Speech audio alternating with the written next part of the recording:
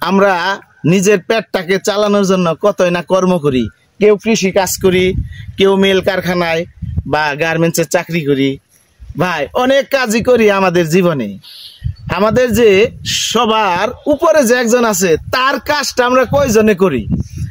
ভাই তার কাজটা আগে আমাদের করতে হবে। সে কে জানেন? আমাদের আল্লাহ।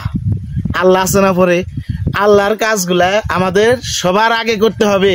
তারপরে দুনিয়ার উপরে যে সমস্ত কাজ আছে যা আমাদের দৈনিক চাহিদা মেটানোর জন্য করতে হয়, সেই কাজগুলা পরে করতে হবে। ভাই আল্লাহর যে কোরআন আছে, এই কোরআনে যে শিক্ষাগুলো দিছে ওই অনুপাতে আমাদের চলতে হবে।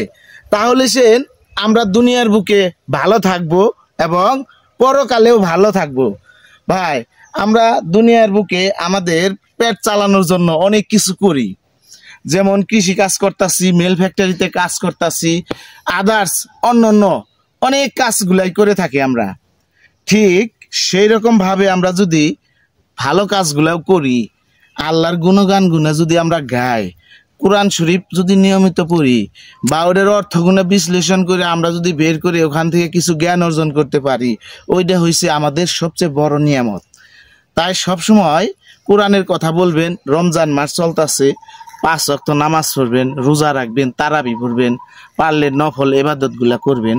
তাহলে আপনার জন্য পরকালের দরজাগুলা খোলা থাকবে। আর যদি ভাই আমরা দুনিয়ার মুহূর্তে পইরা পেটের ধান্দায় খালি কাজ কাম আর অন্য কিছু ধান্দা নিয়ে ঘুরি, তাহলে তো চলবে না।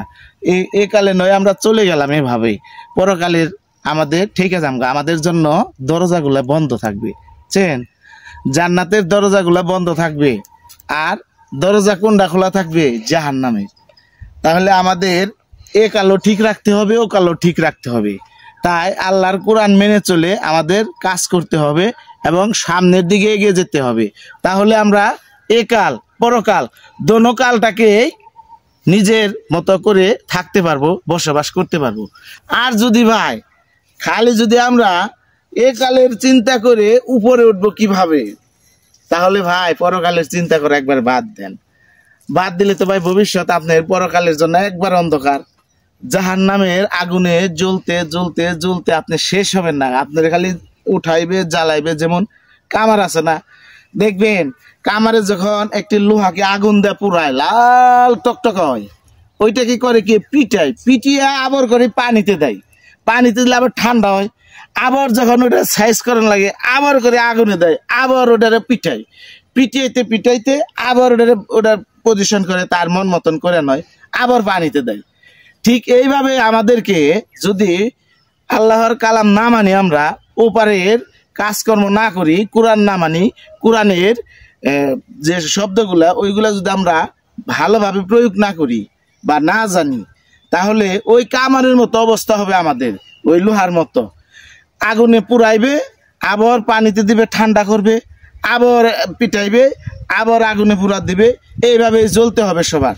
তাই সবাইকে বলছি, আপনারা সবসময় চেষ্টা করবেন, এদিকে আমাদের পেট আছে, ওদিকে বড় হচ্ছে আমাদের আল্লাহর কালাম, আমাদের কোরআন শরীফ মুসলমানদের।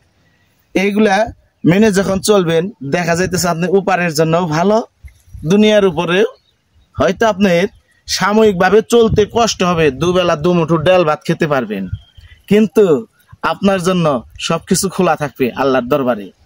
ভালো থাকবেন। ভিডিওটি যদি ভালো লাগে প্রিয় ভাইরা, অবশ্যই শেয়ার করে দিবেন।